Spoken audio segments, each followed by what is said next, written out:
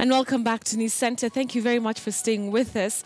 Now, we will be crossing over shortly to Kasarani there to speak to my colleagues on the ground. But before that happens, I just want to introduce my guest here in studio. And we're talking about moving Kenya forward. Yes, I'm speaking to Dr. Kitiabi Kiti. She is a governance expert. Thank you for your time. Thank you for having me. And happy Jamhuri Day. Sorry that we had to bring you here this morning instead of you having a late morning. But thank you for coming. Thank you. It's nice to be here. Great. Now, we are 54 years old right now. What can you say about this Jamhuri Day, which is coming after a very long electioneering period? Yeah, I think. Thank you, Betty. I think 54 years is quite a long time. Yeah. And if you compare us, I think, to other African countries, you may say that we have done quite a lot. But if you compare us to the world, you shouldn't be saying we should be doing a little bit better than we are.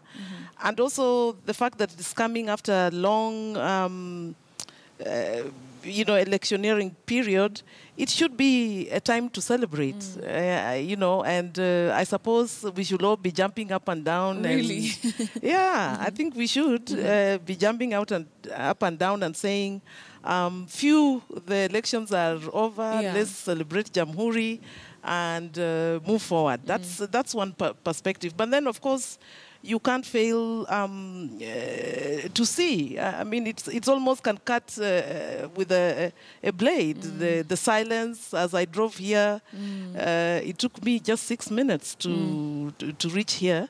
I was expecting to see long queues walking to Kasarani. Because that is the state of our economy, is that usually people don't have money to take matatu to Kasarani. And so I was a bit disappointed that it's or they just want to just quiet. walk in the melee, in the excitement. They don't mind walking. Yes, exactly. Right. Like when you're going for a football match. Yeah, you want to be in a crowd. Yeah, but even not when there isn't a football match. I have been privileged in this country to, for example, drive on those sides of Ngong Road. And when there is something going on, for example, when there is Jamhuri at Nyayo Stadium, and you'll see long lines of people walking on Mombasa Road going that way, and long lines on Ngong Road of people walking. But it's not the same. Yeah, so it just doesn't feel. So it has two perspectives. So, and depending on which one you want to highlight, I guess both of them, unfortunately, are our realities. All right. Do you think it's that excitement is lacking, or our national holidays slowly by slowly losing that meaning that they used to hold maybe a couple of years ago? Yes, and national holidays by definition are like values. They are like values that you hold in an organization. They are like those things, the things that, the culture of the organization, the things that bring you together. Yeah. And those things have to be nurtured. The ethical aspects. What makes you excited? What makes you nostalgic when you think about Jamhuri Day? Those things have to be nurtured, just like the values in KTN have to be nurtured by the subsequent managers and the people who manage KTN. Right. So the problem we have had, I think, is we have had a couple of years where we have lost that train of thought, that we are nurturing our values. I can tell you for sure that when I was a student, I used to cry when we played the national anthem. You used to feel it. Yes. And so up to now, special. Yes. Yeah. So what are those things? What are those symbols that make you feel nostalgic about Jamhuri Day? And the leaders of the day must nurture those symbols, those values. For example, let me give you a very good example. I don't know whether I am a good example in that respect, but our athletes have actually sustained those values, the values of excellence, the values of winning, the values of the way we look. I mean, if you see Kemboi dancing on the tracks in London, everywhere in the USA, I cry. Yeah, why? It's because Kemboy does hold those values of greatness of Kenya. For Kenya. Yeah. Interesting that you say that. Because so does it go back to the fact that maybe we're not teaching, young people, about our past, about, just the struggle, say, for independence, so that when such a day comes and, everybody is excited at the thought of it? Yes, that's one of it. Because as I said, those values, those symbols, those what is it that makes you different? What is it that makes a Kenyan, how do you pick a Kenyan out of the crowd? We have lost that, so that we don't teach that in school. I was really surprised when my son when he was doing Form 2, when he was going to Form 2, he told me, "Oh, Mom, I'm dropping history." I said, "How can you drop history?" History in other countries is actually a mandatory subject up to university. In fact, the only time I think you can not do history, maybe it's in second year, where they have a 3-year course in the university. So the problem is we don't teach that. And because also our parents, like you as a parent, you have lost that nostalgic feel. Yeah. You don't sit down with your daughter or son and say, let's watch Jamhuri Day. Yeah. When I was at university, we used to go and make sure we read newspapers. Those days, of course, they didn't have, internet in the university. Media yeah, so we would line up. By the way, we would line up at the library to read what the speech was. We would scramble. We would bring, like my father was in administration, so I would bring speeches. The official speeches. Yes. Yeah, I would bring them home. To school, to university, and everybody would be scrambling to read. I can tell you that I can't remember any speech for the last 10 years. Is it because you've not taken interest in them, or why would you say you have not paid attention? And I think it's that what we've just talked about. But also, it is what is the speech about? When I sit, and by the way, I'm one of those people who actually would sit and listen to the speech.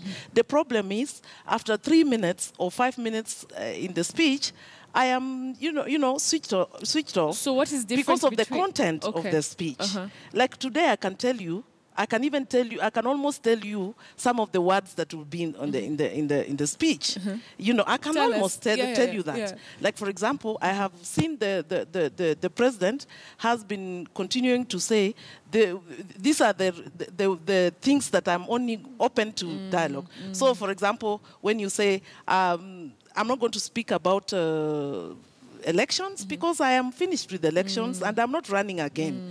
So if you want to do elections, you speak to the person who is going to run, and obviously that person is only one person, who is, of course, the Vice President, Ruto. I can assure you that will be in the speech. Yeah. It's something to do with the elections and the fact that we need to move away from that. Yes, and the fact that he's advancing this one position, that if Dr. Kitiabi wants to run for election, I don't care. But I can tell you that His Excellency, the Vice President, will be running, and that is the person I'll be supporting. You'll be supporting. Yeah, so you get the jinx. So you're saying that you can already tell. Yes, and intelligent people don't like that. Intelligent people like when there is a little bit of mystery. And especially on a national day, I would like to sit down and with my children and say, what is the president going to say today? What is he going to say that is inspirational? But I'm sure apart from the politics and everything, I'm sure there's going to be something to do with development, to do with national healing, cohesion. I'm sure those are things that those are tenets that will be in his speech too. Yeah, and are those supposed to inspire, like unfortunately for me, I come from that background. I come from a business economics background. Even that, as I've said, I find it hollow. I find it not giving me solutions. Because you see, when you are a president of a country, speaking on a Republic Day like today, what you're supposed to be doing is not maybe repeating what you have said before. Is providing solutions, providing bridges, providing those healing. You as a president, not talking about it, but providing it. But don't you think he has also to kind of like give a promise and say what his intentions are? You know, if it's national healing, he cannot really stay away from that, but he should be able to tell us, okay, this is how I think I'm going to achieve national healing. Yes and no. What we should have heard about national healing would have been from the constitutional bodies that we created. Mm-hmm. You know, if the constitutional bodies that we created should be the ones telling us what are the things we are going to do that are supported by the president for us to heal. That's what they should be telling us. Right. What the president should be telling us is how. You see, you see the national cohesion should already be having a program on how we are going, because we have been in this electioneering period for a long time. There are many things that have happened, and going back, they should be the ones telling us these are the things we are going to do in order to bring people together.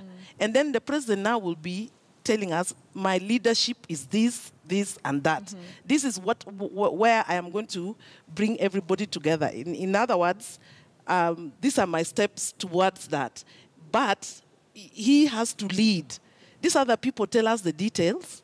He has to tell us how he's going to lead that process. To the process. Yeah. All right. So shortly we'll be joined by another guest, Njeru Gadhangu, who's a veteran politician. He's already here in studio, and so we'll also be getting him and roping him into this conversation. We also wanted to hear what your thoughts are about Kenya marking 54 years after independence. Remember that shortly we'll be crossing over to Kasarani so that we can be able to get a feel of what Kenyans there have to say about the period that we've just come from. That's the electioneering period, and also just looking forward, what is it that they're expecting as Kenya turns 54 years. So we'll be having that conversation here. Remember also that we're focusing also on that unfortunate incident, that accident rather, that took place in Kamukuyu, and we understand that it was a multiple accident that has left about 19 people dead. Some very unfortunate and sad news coming to us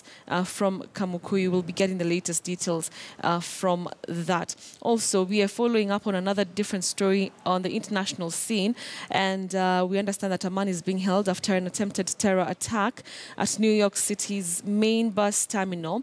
Now, the suspect has been identified as 27-year-old Akayed Ullah, a Bangladeshi immigrant. Now, what officials are saying is that he was among those injured by a low-tech explosive strapped to his body. 3 other people suffered minor wounds when it blew up in an underpass. All right, so that's pictures.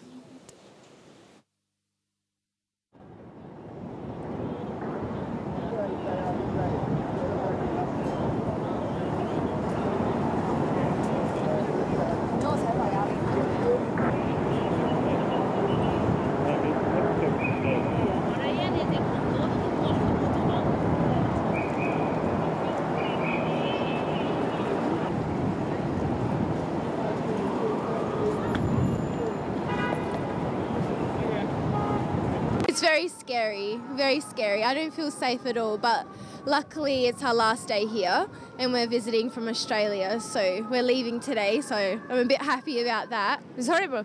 I don't know what to say. It's horrible. I'm on a holiday here in the next street.